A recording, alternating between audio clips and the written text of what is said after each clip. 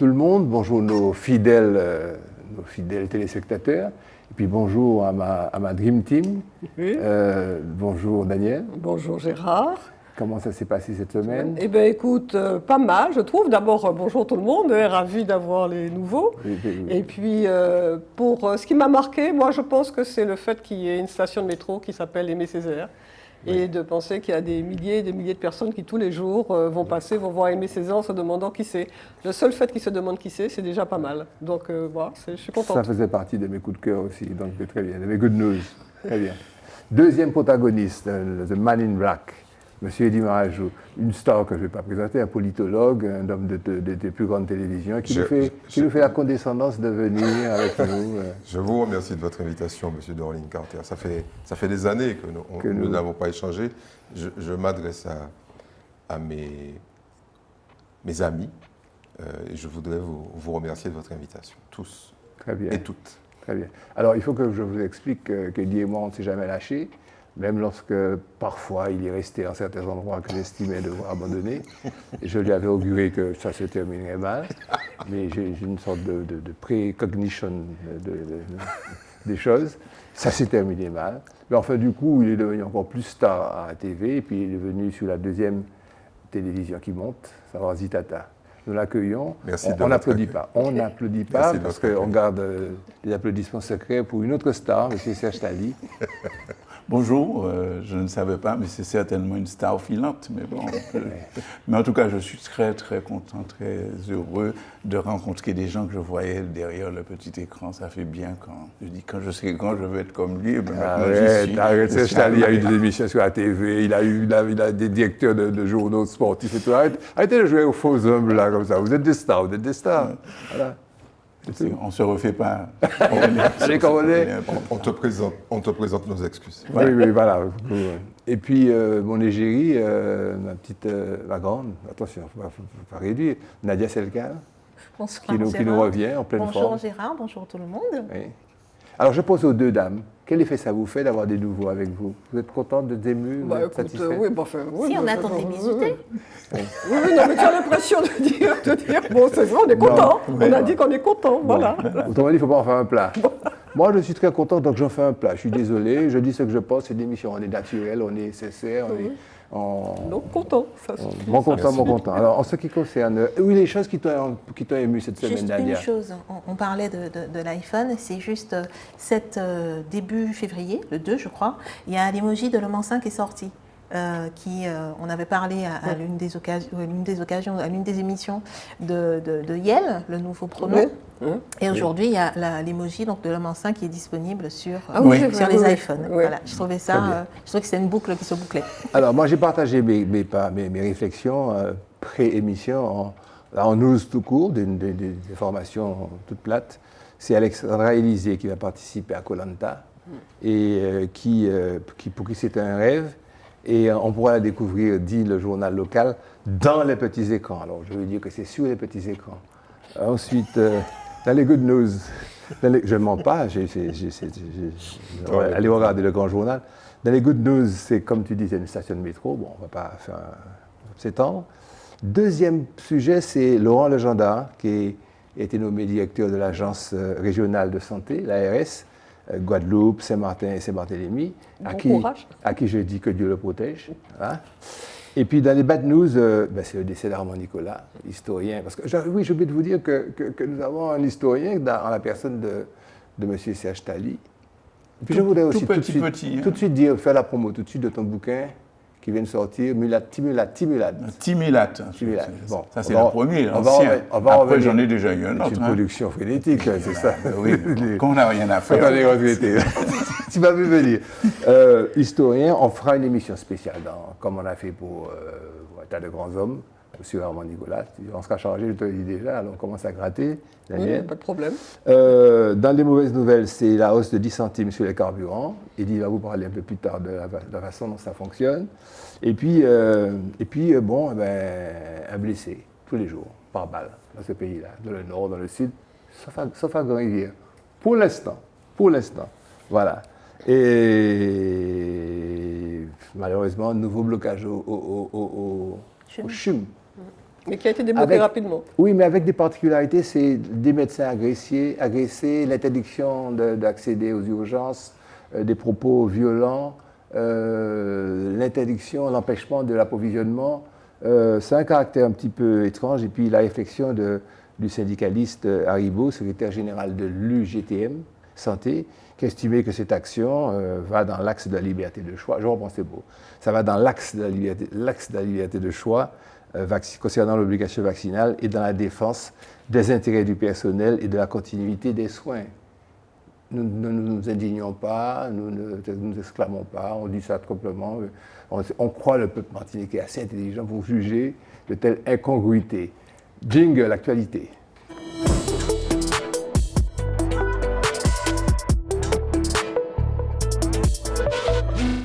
Alors, premier sujet, près d'1 millier de carnavaliers dans un vidéo lamentin. C'est un sujet qui va être traité par Serge Tali. Je fais le pitch, comme on dit. Comme les précédents dimanches, à Dillon, un groupe a paradé, encadré à l'avant cette fois par les responsables de la ville de Fort-de-France. Monsieur Tali, je vous en prie.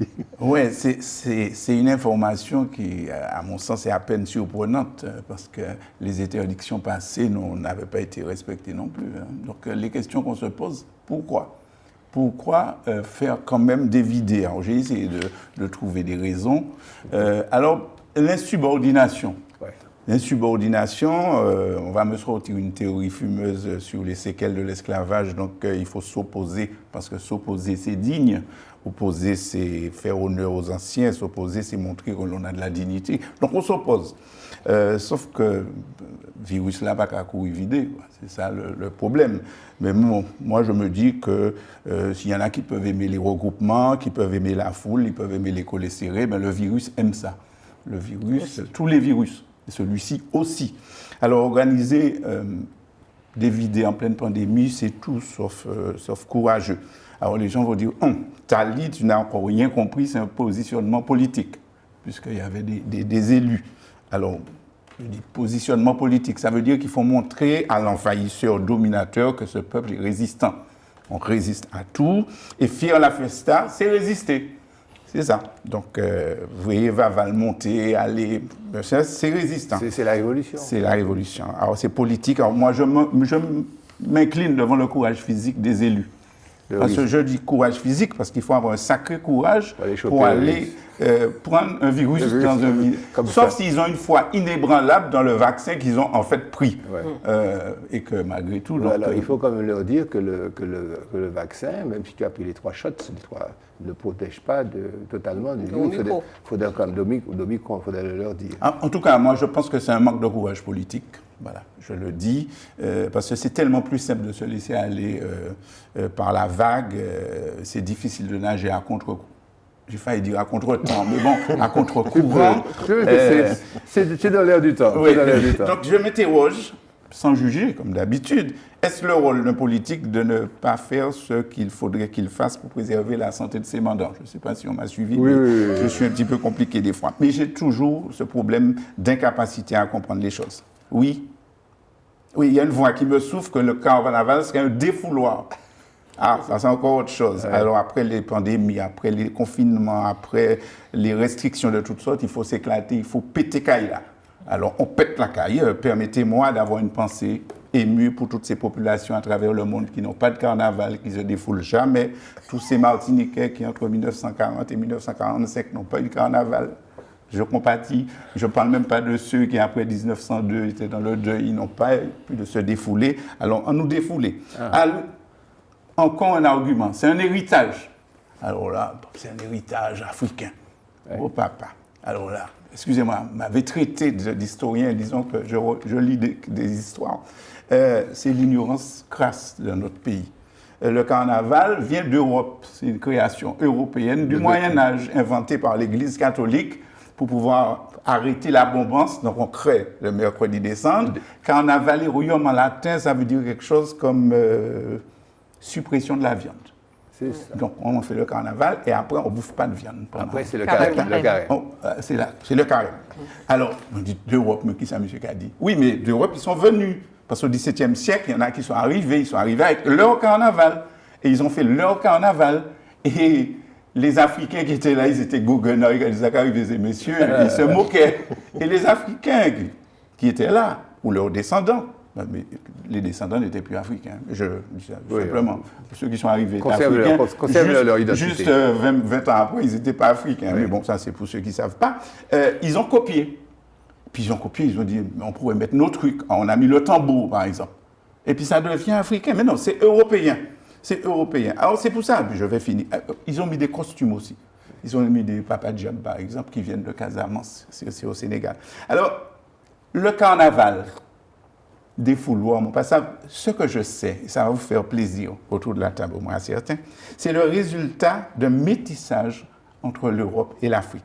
C'est peut-être le plus beau symbole que nous ayons en Martinique, que la Martinique est une terre de métissage. Magnifique. Ni africaine, ni européenne. Alors oui, il y a des preuves. Alors, j'ai parlé des papadjams. Le roi du carnaval, vous le trouvez à Nice et à Bruxelles.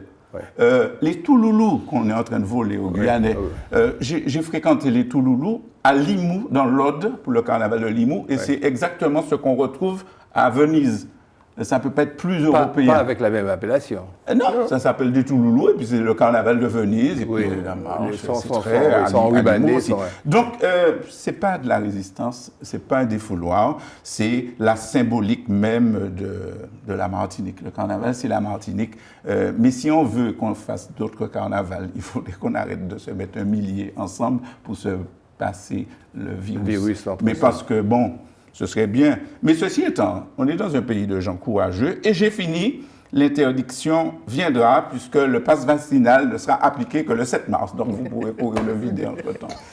Je crois que tout a été dit. Et comme nous avons, vous savez, une émission qui se fait au galop, tout a été dit. Bon, il y a des petites choses. En tous les cas, je retrouve la faconde et je retrouve l'humour de M. Serge Tali. Et sa capacité de travail. Sa capacité de travail. Oh, mais ça lui est facile, c'est une histoire. Bouga fort. Le sujet de numéro 2 est un peu plus tristounet. Mais notre élu du moment sera le rendre intéressant. Le gouvernement lance une mission sur la régulation du prix des carburants et du gaz dans les DOM. Le gouvernement a confié à l'Inspection générale des finances une mission relative à la régulation du prix des carburants. Comme je l'ai dit, M. Barajo, à vous le relais. Alors, je vais essayer d'être moins brillant que notre ami Serge en vous racontant une petite histoire qui est celle de la vérité. La première, c'est que cette fameuse mission relative, on a l'impression que c'est totalement inédit, ce n'est que la 6e. Oui. Ok, donc une de plus, quoi. Voilà. Oui. Que la structure des prix, parce qu'il s'agit bien de ça, mission relative à la régulation des prix des carburants. Alors, ils sont en train de nous enfumer parce qu'ils disent on va étudier les enjeux de la transition énergétique pour que le modèle de fixation des prix tienne compte de ça. J'ai pas compris. Ne constitue pas un frein à cette transition. Alors, je ne vois pas vraiment le lien entre la transition énergétique qui est essentiellement destiné à produire de l'électricité, de l'éolien, de l'éolien, du solaire, de la pile à hydrogène et tout ce qu'on veut, et le fait de payer sa bouteille de gaz 30 € au lieu de 25 €. Alors, je vous donne quand même le prix d'une bouteille de gaz à La Réunion, j'ai cherché. Aujourd'hui même, donc au mois de février, une bouteille de gaz de 12,5 kg à La Réunion coûte 20,33 €. Et on est bien d'accord qu'à La Réunion, il n'y a pas de raffinerie. Il n'y a pas la Sahara. Il n'y a pas la Sahara. Donc, ils importent. Okay. Nous, on fabrique notre gaz, parce que je rappelle quand même à tous ceux qui nous écoutent que le gaz vient non pas du gaz naturel, mais du pétrole. C'est un dérivé du pétrole pour notre gaz. Et une bouteille de gaz, vous l'avez compris, on est aujourd'hui à 34,29 €. Donc 14 € pour avoir un gaz qui vient de plus loin. As-tu incorporé la récente augmentation du début du mois ? Tout dernier, 34,29 €. Et je vous rappelle qu'en le 1er janvier 2021, donc il y a juste quelques mois, elle était à 25,28 €. Donc vous imaginez le truc. Alors, bon, globalement, ce qu'il faut, c'est, de manière systématique, dire la vérité sur la structure. On va commencer par la structure, très rapidement, du gaz, en rappelant que l'État, alors il y a des gens qui disent, l'État n'a qu'à baisser, 0 centime. L'État ne perçoit rien ni sur le gaz, ni sur les hydrocarbures. Donc il y a des gens pour qui c'est une découverte absolue. Et vous vous rappelez que c'est bien les gens qui ne touchent rien sur nos prix qui envoient une mission de régulation des prix. Donc c'est sympathique.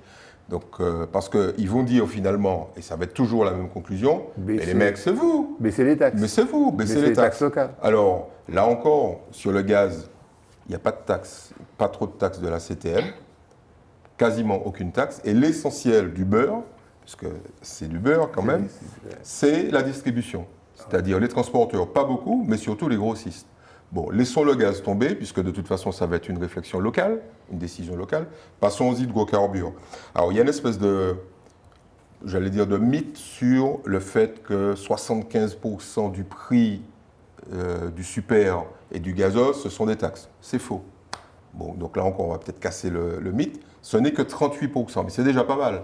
Mais il faut quand même rappeler que c'est bien l'essentiel du prix qui est constitué par le coût des achats de matières premières. Donc effectivement, dès que, comme c'est 40% du prix, dès que ça va augmenter, le prix va augmenter. On peut rien y faire, même si Serge Letchimy décidait d'enlever toutes les taxes, l'octroi de mer régional et la taxe régionale spéciale, ça n'aboutirait pas à une baisse mécanique du prix, parce que de toute façon, le levier principal, c'est l'achat de matière. Alors, j'ai fouillé. Si j'ai bien compris, la mission devra simplement dire à M. Letchimy, baissez vos taxes. Baissez vos taxes et puis... Mais ça ne suffira pas, il nous dit. Voilà, ça va oui, pas il peut pas parce que ça rapporte plusieurs dizaines de millions d'euros, près d'une centaine de millions d'euros. Et les communes dans ça Oui, puisque l'octroi de mer, je l'ai cité. Les communes, c'est 250 millions d'euros, dont une bonne partie vient de l'essence. Voilà. Et puis pour finir, cette fameuse mission va tomber sur un truc un peu bizarre, c'est qu'il existe pour... Alors je vais me faire des potes évidemment, mais bon, on est là pour ça. La prime de fin de contrat, vous savez, c'est une prime que les gérants de stations-service touchent s'ils sont virés. Alors ils ont des contrats de 3 ans et la compagnie pétrolière à qui appartient la station-service peut les virer pour plusieurs raisons. Et nous payons leur petite prime de départ. C'est prélevé sur l'essence. Centime par centime. Centime par centime. Et c'est environ 2 millions d'euros par an qui leur sont reversés. Et quand ils partent, ils touchent entre 200 et 500 000 euros. C'est pas mal. Et c'est soi-disant légal, mais en réalité, il vaut mieux que la mission... Messieurs, je m'adresse à vous. Surtout, n'allez pas dans ce truc. Eddie nous donne froid dans le dos. Je vais demander à Daniel pour essayer de nous enlever plus gai, mais je ne sais pas si elle arrivera. Je ne sais pas si elle arrivera à traiter du sujet qui est la crise sanitaire du Covid et plus précisément des 3 heures de réunion entre Emmanuel Macron et les élus d'outre-mer. Ça, oui, ça va être difficile de faire du rêve, de donner du rêve avec cela. Ouais. Alors déjà, ce qu'il faut dire, effectivement, il y a une semaine, puisque c'était jeudi de la semaine dernière, le président de la République, accompagné du ministre de la Santé et du ministre des Outre-mer, a une réunion avec les Outre-mer. Précisons quand même, quand on regarde bien, que ce sont les Outre-mer qui sont régis par l'article 73, parce que c'est Martinique, Guadeloupe, Réunion, Guyane, Mayotte et les îles du Nord. En visioconférence. En visio, parce que oui, puisqu'il y a tout l'outre-mer. Non, mais je ne pas, mais tu n'avais pas précisé en visioconférence. D'accord, en visio, puisque le président il est à Paris et puis tous les autres sont dans leur territoire. Voilà, d'accord. Alors, mais c'est très important pour la suite. Oui, donc cette réunion se tient, comme c'est l'État qui l'organise avec l'outre-mer, donc en principe, elle a lieu dans les préfectures de tous les outre-mer. Et apparemment, il n'y a qu'ici que pour certains élus, ça a posé problème. Ailleurs, ça ne l'a pas été. En Guadeloupe, il y a les sénateurs, il y a les députés, il y a les présidents de collectivités, l'association des maires, il y a tout le monde, il n'y a aucun problème. Bon, ici, on considère que, disons, le président de l'Assemblée et le président du Conseil exécutif ont considéré qu'ils n'avaient pas à aller à la préfecture parce que, d'après ce que dit la presse, il ne fallait pas que ça se passe sous l'autorité du préfet. Alors il me semble, c'est une opinion toute personnelle, que quel que soit l'endroit où on est, que ce soit à la collectivité, à la préfecture, au ministère, à l'Élysée, on a la liberté de parole qu'on veut, si on veut bien l'avoir. Enfin, moi, ma conception naïve peut-être des choses. Donc, quoi qu'il en soit, la réunion s'est tenue. Et bon, l'État a dit ce qu'il dit, à savoir, la solidarité va jouer. Vous, président de la collectivité de Martinique, vous demandez la priorité pour le nouveau vaccin, je vous l'accorde.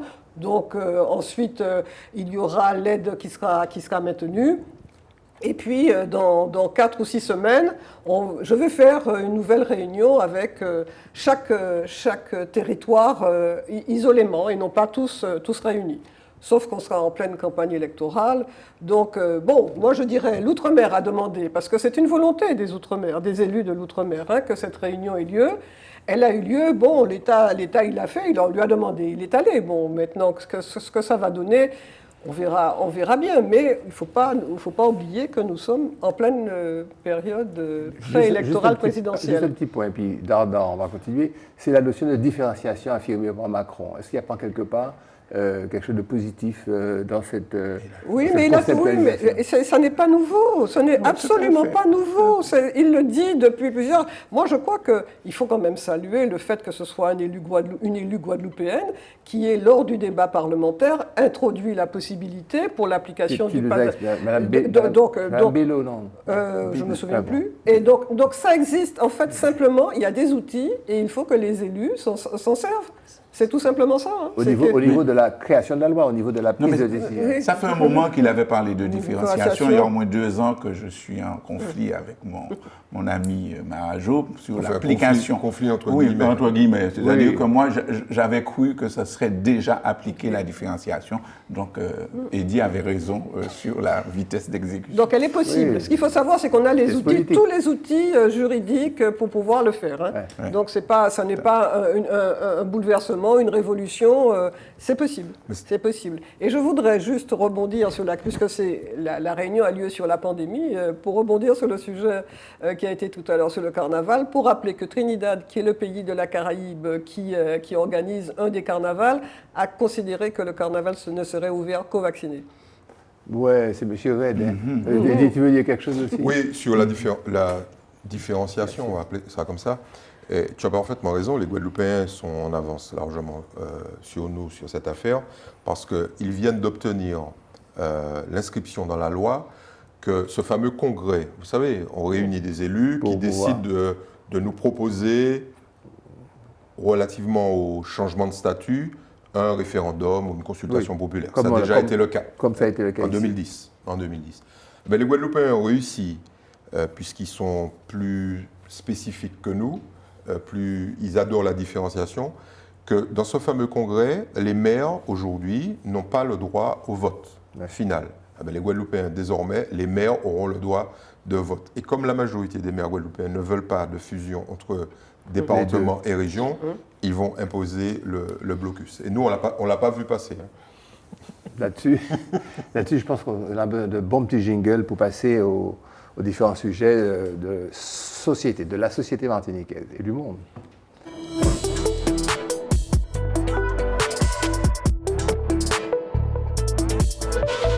Et puis, OK.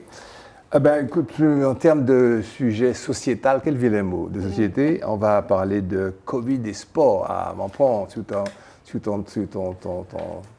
ligne principale de réflexion et de pensée une longue partie de ta vie, et puis après tu as décidé que tu vas t'occuper de tout. Serge Tali. Comme quoi.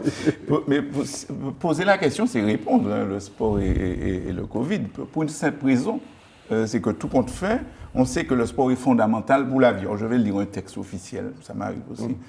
Les activités physiques et sportives constituent un facteur important d'équilibre, de santé, d'épanouissement de chacun. Elles sont un élément fondamental de l'éducation, de la culture et de la vie sociale. Ça fait partie de ce qu'on appelle le code du sport en France. Donc, ce qui veut dire que, malade ou pas malade, il faut que les gens fassent du sport.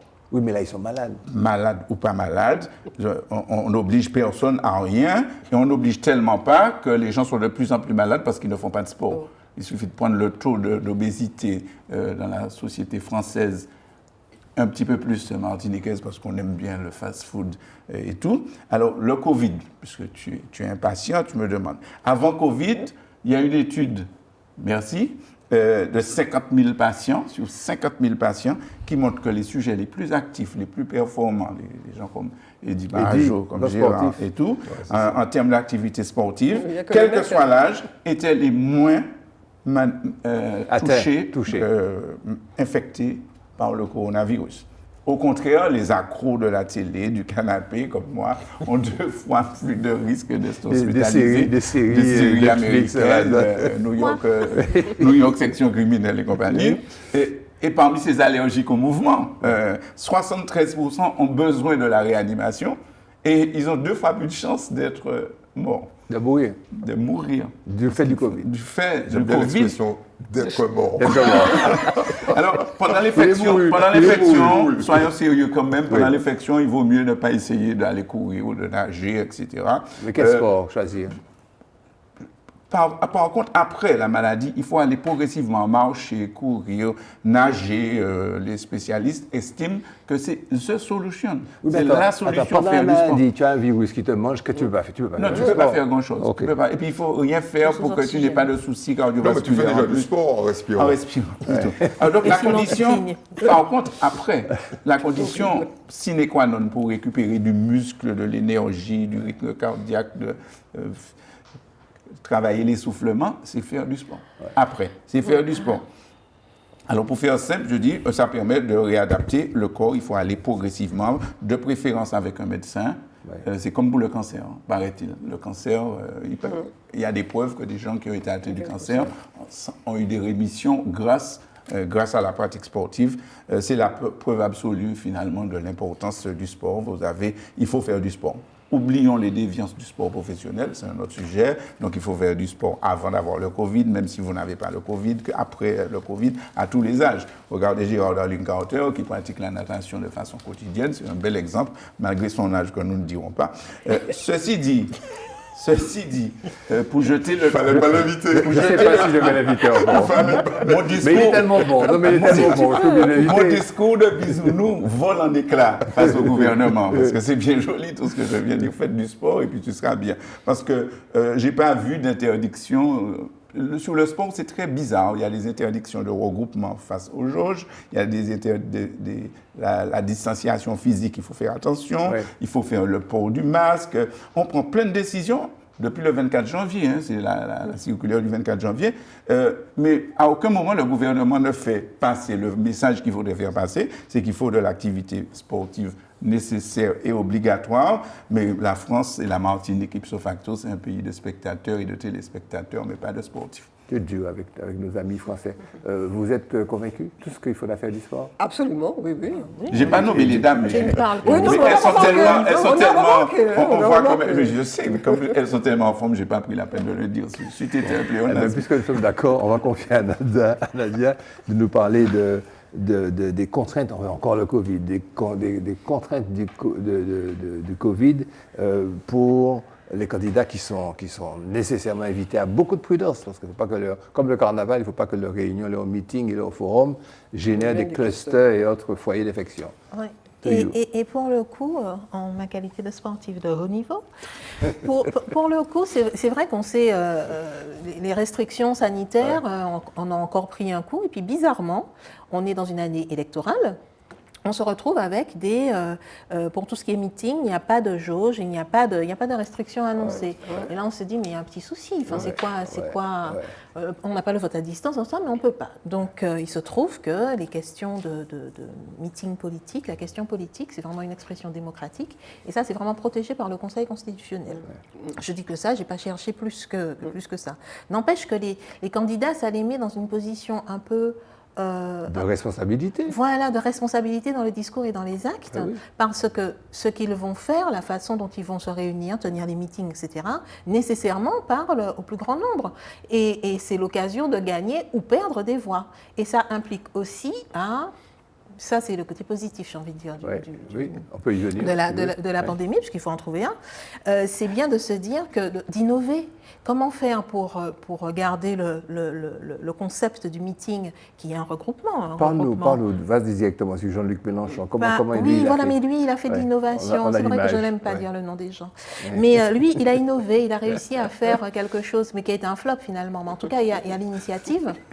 qui est de faire un meeting dans plusieurs endroits en même temps. C'est beau la technologie. Nos cartes électorales auront ça s'appelle des hologrammes. Voilà, mais j'y venais. Auront un QR code, je tenais à le dire aussi. Et donc, il s'est fait représenter par hologramme. Il a été présent en meeting. C'est formidable. C'est plus glamour que distribuer des masques FFP2, comme ont fait d'autres candidats, et qui se sont pas censurés. Mais quelque part, c'est vrai que c'est une question de responsabilité, qui ont limité les jauges, pas des 2000 personnes, je ne sais plus qui, de Hidalgo ou de je ne sais plus qui. Jadot, voilà, etc. merci, c'est vrai que c'était un O. Et qui a... il y en a en haut. Je dis en haut. On sent qu'elle va aller voter.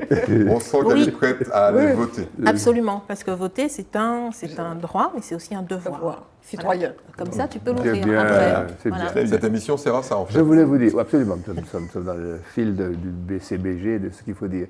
Il faut quand même préciser que Macron a essayé de faire une expérience visuelle et puis également olfactive. Bon, Mélenchon. En plus de l'hologramme. En plus de l'hologramme, c'était vraiment un concept immersif. Il n'y a pas que au cinéma. Tu sais, les fameuses salles 4D où ton siège bouge et en plus tu as les odeurs. Donc il a aussi essayé dans l'immersion, puisque l'odorat, c'est vraiment le sens qui fait vraiment appel à nos ressentis les plus profonds et souvent inconscients. Il a aussi essayé il a aussi inclus une partie olfactive à son meeting. Et avec le résultat que l'on sait. Oui, mais alors avec les masques FFP2, parce que mais une question, je n'ai lu nulle part. Oui, c'est un flop. Quelle odeur avait-il mis? Une odeur de la poudre quand il s'énervait, une odeur de sang quand il s'excitait, de pré, d'herbe fauchée. Quelle odeur que personne n'a ressenti à cause des masques, quelle odeur il a pu mettre? Ça, c'est la grosse question qui m'intéresse. Enfin, le secret est bien gardé. Oui, le secret est bien gardé, parce que personne ne va pour l'odeur politique. J'espère qu'il ne transpirait pas trop. Oui. M'entrevrez pour que personne n'ait mal à la Il y a une catégorie de gens qui, lorsqu'ils transpirent, sentent le sueur, sentent l'acide. Je ne sais pas pourquoi tu pas parles de propos racistes sur ce plateau. Hidalgo, Jadot, il y a tout essayé fait des bouillards, etc. Mais enfin, la question, est-ce que le Covid aura un impact sur le scrutin? Nécessairement. Oui, évidemment. Évidemment, ne serait-ce que sur le taux de participation. Oui, c'est ça. Oui, parce que la campagne, les campagnes, puisqu'il y a des législatives après, les campagnes seront compliquées à faire. Et ça aura un impact, pensez-vous? Vous les faites il y a déjà eu de l'impact en 2020 pour les municipales, ipso facto, on aura encore droit. Pendant qu'on est dans l'impact et dans les modalités, dans le scrutin, M. Marajo, primaire populaire, l'expérimentation. Oui, bon, en fait, tout ça, c'est une vaste blague, la primaire populaire. Puisqu'elle est à l'initiative d'un mouvement citoyen qui est, on va dire, noyauté très fortement. Et puis, de manière très bizarre, Madame Taubira gagne. On ne sait pas quel score elle a fait exactement. On sait qu'elle a obtenu la meilleure des meilleures notes. Bien plus. Voilà, bien plus. Alors, tu imagines. Mais c'est le principe. Oui, non, mais c'est clair. Mais ils auraient pu simplement nous dire, parce que on n'est pas tous. On connaît les pourcentages. Voilà, on n'est pas tous branchés. Je veux dire, et on veut que les résultats soient. Enfin, c'est un souhait global, que ce soit exprimé clairement. C'est Kimoun qui trappait plus bulletins, quoi. Ouais. Là, c'est même pas ça. Bon, elle a gagné. Mais il y a un enthousiasme, vous le savez, assez récurrent pour Taubira dans les DOM. Par exemple, nous, on est en train de faire des sondages. Elle est parmi les 3 premiers. Alors je vous donne le scoop, Mélenchon est devant, comme en 2017. C'est pas une surprise. Mais bon, le problème, c'est que de beaucoup. Oui, assez nettement. On a du mal en fait à intérioriser ce que les hommes politiques nous ont fait, parce que c'est vrai, on leur donne nos bulletins, on leur fait confiance. Et Taubira, elle nous a fait des trucs assez vaches quand même. Je ne vais pas renoncer. Faire du Taubira bashing. Non, mais je vais quand même vous le rappeler. Elle est élue le 29 mars 83. Elle est élue députée de Guyane, c'est là que ça commence, sur l'indépendance de la Guyane. Oui. On est d'accord. Bon, ça peut changer. En 93, 29 mars 93, elle est élue. Elle va à l'Assemblée et, contre toute attente, elle vote la confiance à un Premier ministre de droite, vraiment de droite, M. Balladur. Alors là, nous qui avons soutenu Taubira, on est mal. Après, elle se dit, on est de gauche, a priori, on se dit, bon, on soutient quelqu'un comme ça. Et en 1994, au lieu de soutenir la liste de Rocard, elle participe à l'élection de Bernard Tapie. Un type qui n'est pas vraiment, a priori, enfin, qui n'a jamais vraiment été de gauche. Un gars qui est nulle part. Bon, voilà. Vous vous rappelez le coup qu'elle nous a fait en 2002 en maintenant sa candidature. Ça a abouti à l'élimination de Jospin. Oh, ben, il y avait Chevènement aussi, hein. Il n'y avait pas que Taubira. Oui, hein. il y avait Chevènement. Pas de débat politique, attention, pas de débat, je vous en prie. Oui, mais vous êtes d'accord avec moi que ça fait un peu beaucoup. Et puis le troisième truc dont il faut se rappeler, elle est réélue députée en juin 2002 et il y a une loi, il y a un débat sur l'interdiction des signes religieux à l'école publique et laïque qui est déposé à l'Assemblée. Et Jacques Chirac se bat pour que cette loi passe. Fantastique. Et nous, cette fibre progressiste que nous avons, eh bien, elle vote contre. Ouais. Elle vote contre et alors là, terminé. Alors j'espère que le fait d'être à nouveau en tête... Non, mais tu oublies que... Tu oublies quand même la loi sur... Tu oublies que la loi... Non, je n'oublie pas ce qu'elle a fait de bien. Eh bien, il faut le dire.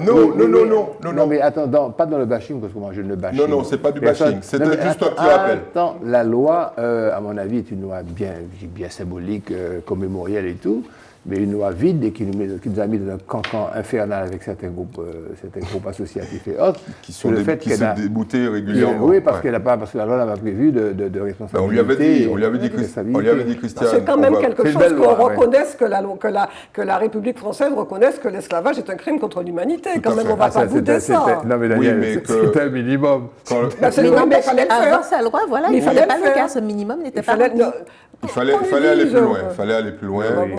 Et il faudra aller plus loin parce que chaque fois qu'on va poser la problématique, vous le savez très bien, les tribunaux vont nous dire oui, mais c'est prescrit. Mais à l'époque, non, c'est pas vrai. Il faut que nous fassions comme les États caribéens. On n'est pas indépendants. Oui, mais il faut que nous posions ce problème de manière régulière. Et moi, je vous le dis, même si ça ne plaît pas, je suis favorable à la réparation. Et je pense qu'il faut lutter pour que ce crime soit non seulement reconnu, c'est déjà fait grâce à Christiane. Merci Taubira. Mais qu'il soit réparé. Bon, en tous les cas, on aura l'occasion de revenir sur cette modalité de consultation, qui n'est pas effectivement un vote avec pourcentage, mais une notation en fonction de qualité, bien, assez bien. Enfin, c'est un peu moderne. C'est une large supercherie. Je ne vois pas pourquoi on fait un scrutin dans lequel on met des gens qui ne veulent pas y participer. C'est super. Quoi. Oui, non, mais sur les modalités cette fois-là, mais sur le principe même. Il y a 1 euro. Sur le principe même, il y a... J'ai su ça parce que mon fils a participé. Non, il y a du pour et du contre. On aura l'occasion d'en faire un débat maintenant sur les systèmes électoraux, les systèmes de consultation populaire. OK. Je voulais vous dire quand même que, en conclusion, je crois que lorsqu'on prend une loi, il faut que cette loi soit efficace. Je ne vais pas revenir sur Mme de Taubira, je l'aime bien. Et Eddy l'a déjà bien mis à sa place, il n'a pas descendu, il l'a mis à sa place, où elle est, où elle doit être. Mais quand même, quand on prend une loi et que c'est une loi qui est votre label, votre oriflamme, il faut que la loi ait réellement servi à quelque chose. Alors, que la République ait reconnu que c'est un crime contre l'humanité, ça c'est affaire la République, quoi. C'est pas mon problème à moi. Moi, je suis pas républicain. Je suis martiniquais. Jingle, culture.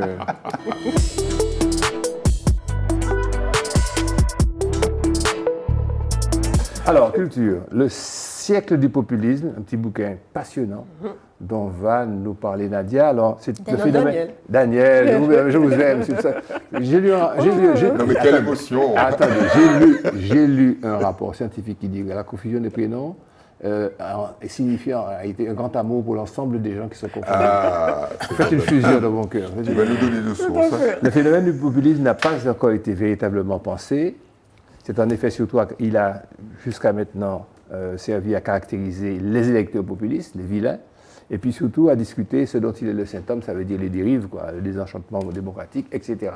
Ce petit bouquin situe les choses avec un angle d'observation beaucoup plus scientifique et beaucoup plus intéressant. Oui, alors il est d'abord l'œuvre de quelqu'un qui s'appelle Pierre Rosan Vallon, Alors Pierre Rosanvallon, c'est quelqu'un qui est historien, puisqu'il a un 3e cycle en histoire, qui est également qui a un doctorat d'État en sciences sociales, donc c'est un sociologue, et qui a une chaire au Collège de France. Et c'est quelqu'un qui a publié plusieurs ouvrages et qui a participé à une revue qui s'appelle Le Débat. Et donc c'est quelqu'un, donc les problématiques qu'il pose me paraissent importantes, et j'ai été très triste quand j'ai appris que cette revue disparaissait, parce qu'il considérait qu'en France, il n'y avait plus les conditions pour pouvoir maintenir cette revue. Ouais. Et donc sort en poche ce livre, Le siècle du populisme, avec comme sous-titre « Histoire, théorie, critique ». Ça veut dire que c'est vraiment une analyse, parce que la question du populisme, c'est la problématique des démocraties au XXIe siècle. Et donc, pour comprendre, je dirais, le mal, pour pouvoir le combattre, c'est un livre qui est important, me semble-t-il, parce qu'il nous permet de décortiquer les mécanismes du populisme, parce qu'on le voit à l'œuvre de plus en plus souvent dans ce qui est proposé par les partis politiques, par des hommes politiques. Et c'est un danger objectivement pour la démocratie. Et c'est l'occasion pour moi aussi de dire qu'il me semble qu'en Martinique, on devrait essayer de créer et renouer avec des espaces de débat, parce que ça se rétrécit comme peau de chagrin. Or, une société qui n'a pas de débat, c'est une société moribonde. Et donc, par conséquent, la complexité de la pensée, la nuance dans l'analyse, ce sont des éléments qui sont importants pour le bon fonctionnement d'une société. Donc, c'est pour cette raison que j'ai voulu faire un petit focus sur Pierre Rosanvallon. Une question à laquelle on doit répondre brièvement. Comment faire pour recréer le débat et comment faire naître une société civile? Déjà, multiplier les points de vente de presse et de bouquins. Vous avez vu que ça se réduit comme peau de chagrin. C'est-à-dire qui dans quelques mois, dans quelques mois, va vendre de la presse? Ça veut dire qu'il faudrait les subventionner. C'est évident. C'est évident. Enfin, parce que la question se pose aussi de savoir qui lit, qui achète et qui lit.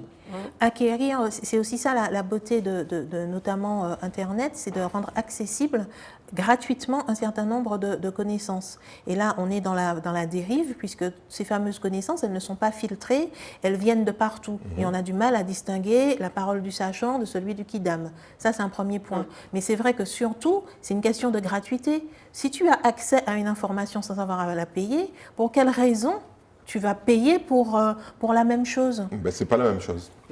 C'est ça la différence. C'est sur la qualité. Oui, mais ensuite, ton public, je dis ton public, je m'entends, il y a une nécessaire éducation à faire. Et dans l'éducation, il y a aussi le volet habitude. Prendre l'habitude d'acquérir une information. Mais on l'avait. Voilà, et on l'a perdu. On l'a perdu par facilité. Une autre petite question à laquelle je voudrais que vous répondiez. Ce processus par lequel une même population était de gauche, et puis ensuite elle écoute les sirènes du populisme.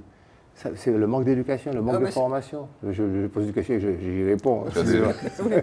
Oui, mais c'est pas que les gens de gauche. Hein. C'est un mal qui affecte l'ensemble de la société. Oui, nous sommes d'accord. Je n'ai pas dit que les premiers populistes sont des gens de gauche. De gauche. Voilà. L'Amérique latine donne des exemples. L'Amérique latine donne des exemples qui sont. C'est-à-dire que le glissement sémantique a eu lieu en partant des gens de gauche, puisque, comme tu le sais, alors bon, je parle de ce que je connais, la Martinique. On est bien d'accord qu'aujourd'hui, le populisme, il est inscrit à gauche de l'échiquier politique. Hein. Il n'est pas à droite. Hein. Il a disparu, le populisme de droite. Parce que le populisme de droite, c'était... le populisme de droite de l'époque, c'était... Écoutez, les enfants, si vous votez à gauche, vous allez avoir l'indépendance. C'était ça, le populisme. Il a disparu. La mère patrie. Il a disparu, celui-là. Juste pour rajouter qu'on ne peut appliquer que ce qu'on connaît. Et on connaît que ce qu'on apprend. Si l'éducation n'apprend pas à débattre, si l'éducation n'apprend pas à lire, on ne saura ni débattre ni lire. Et les politiques culturelles. C'est pour ça que pour pouvoir connaître le cinéma, il faut qu'on en parle. Jingle. Bravo.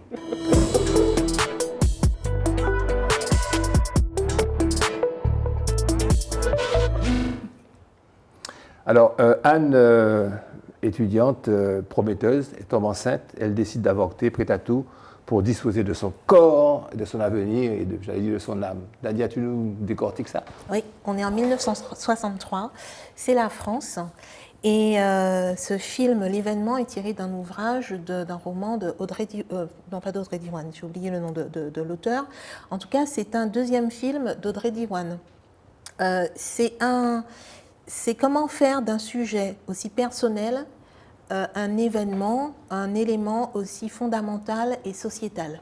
Pour reprendre un mot que tu n'aimes pas du tout, c'est vraiment la prouesse, la réussite du film d'Audrey Diwan. Et j'en parle aujourd'hui parce que dans son film L'événement, qui n'est que son deuxième film, c'est une jeune réalisatrice, qui n'est que son deuxième film, a obtenu le Lion d'Or à Venise cette année 2020. À la Mostra de Venise. À la Mostra de Venise. Et ça fait écho à Titane, dont on a longuement parlé, qui a tellement choqué le public international, qui était aussi le deuxième film de sa réalisatrice, Julie Decournau, qui a aussi eu la Palme d'Or à Cannes. Tout ça pour dire que, et qui parle aussi de la question féminine, pas de façon féministe revancharde comme on a l'habitude, mais sous un autre angle qui ouvre des perspectives sur toute la société. Et ce film, vraiment L'événement, j'y suis allée pas reculons, mais bon, encore un film sur l'avortement, bon, ça va, ok. Et en fait, non, le film, il est vraiment centré sur le personnage principal, qui est juste lumineuse, incandescente, vraiment qui porte tout le film sur ses frêles épaules. Et avec elle, c'est toute une société, tout un monde, tout un sujet. Le film est bien fait. Et là, on va dans pas longtemps parler des Césars, qui sont vraiment les récompenses de l'Académie. Dans les courts-métrages, Soldat Noir fait partie et en lice. Et aussi L'événement d'Audrey Diwan. La main de Dieu de Paolo Sorrentino a reçu le Lion d'Argent, toujours à la Mostra. À la Mostra. Extraordinaire comme film. C'est un film félinien. Deuxième film, c'est Power of the Dog, un film assez ambigu, mais très puissant. Campion. Un campion que j'ai regardé aussi grâce à Netflix. Et nous allons alors étudier, mes enfants, pour le prochain cours, la chronologie de la diffusion des films. C'est très intéressant. Qu'est-ce que l'on veut protéger? On veut protéger quoi, le cinéma, et pourquoi on passe pas sur Netflix? Pourquoi ça passe dans tel pays, on trouve un film, etc. Pourquoi Netflix, là, nous a servi en même temps Power of the Dog, et l'avortement, et tous ces films-là, alors qu'ils ont été visionnés pour la première fois à la Mostra de Venise. Okay. C'est complexe, c'est compliqué, pour le rendre clair, il faut l'étudier. Ça peut être en primo-diffusion sur Netflix aussi. Oui, exactement, c'est le cas là. OK. Bon alors, si on parle un petit peu de musique là, pour mettre de la joie dans cette émission, qui n'était pas tristounette, hein. À vous.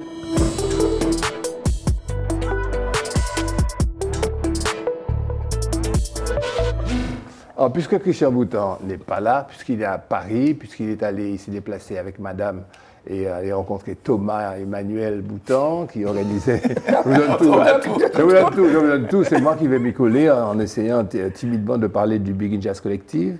Le concert organisé par le Baiser Salé. Alors ils appellent ça Baiser Salé hors les murs, parce qu'en réalité il y a un trust de Baiser Salé sur du morning. Et donc les spectacles qui sont faits au New Morning s'appellent le concept hors les murs. Alors il faut que je vous dise que c'est un spectacle qui a été traité par la presse de façon dithyrambique. Il faut dire que c'était sold out, c'est-à-dire que c'était à guichet fermé, sold out, guichet fermé, 48 heures à l'avance.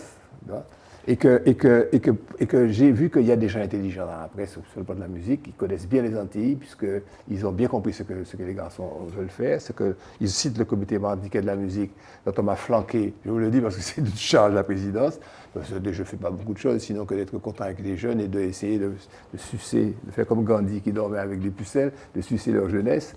Leur jeunesse.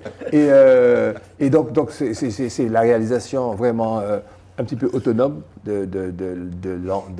des actions de l'enfant du Big in Jazz et du comité martin de la musique. Un concert payé, sans subvention, des voyages des musiciens qui viennent des 4 coins du monde, Louis vit à San Francisco, etc. Donc si vous voulez, nous avons utilisé des fonds publics pour faire un produit qui est culturel et qui est considéré par la presse. Alors je vais vous citer rapidement la preuve de Libération et autres journaux, Jazz Magazine. Il parle d'un octet aux allures de All Stars, d'une nouvelle génération d'ambassadeurs du jazz martiniquais, haïtien, guadeloupéen, qui vient de publier son premier album global. Comité martiniquais de la musique, Révélation. Ils disent aussi qu'un pont s'est tissé entre les deux clubs, je vous l'ai déjà dit, que c'est un pur produit du festival Big in Jazz, donc le festival est reconnu. Ils disent le nom des artistes que vous connaissez, Maya Bora, Joey Homicile, Rafla Vital, Castri, guadeloupéen, haïtien, martiniquais. Ils disent que l'album global est un disque fabuleux qui puise dans le patrimoine musical antillais pour en faire éclore de nouvelles fleurs. C'est belle, hein? C'est le journaliste, c'est pas moi. Une génération de talentueux ambassadeurs de la Martinique, Minouni ambassadeurs pour la musique. Un nouveau regard sans limite d'horizon sur un patrimoine qui ne demande qu'à être rendu à la vie. Vous vous souvenez des latinos qui reprennent les mêmes thèmes et qui leur donnent vie et qui reprennent les mêmes classiques, etc. Donc on a réintroduit cette façon de faire, flirtant toujours avec le jazz et la danse en faisant scintiller leurs différences et leurs accents dans une magnifique et profonde unité. C'est le reflet authentique de la création du jazz caribéen aujourd'hui. Voilà pour la musique et je dois vous dire que je suis très très fier. Il y a de quoi, oui, bravo. Bravo. Et c'est la raison pour laquelle nous avons déposé des dossiers à la collectivité pour nous donner un coup de main. Il faut une chute, il faut une chute prosaïque et simple. Bon, mais je crois on sait à peu près tout Oui, dit. le temps a passé vite. Non, mais je vous ai dit que je vous avais annoncé ça, les filles, avec ces deux garçons-là.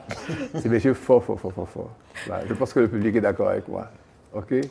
Bon, ben, je pense qu'on a une petite vidéo à regarder, pas tirer dessous les fagots, ou pas tirer sur les... Comment on dit ça, c'est ça?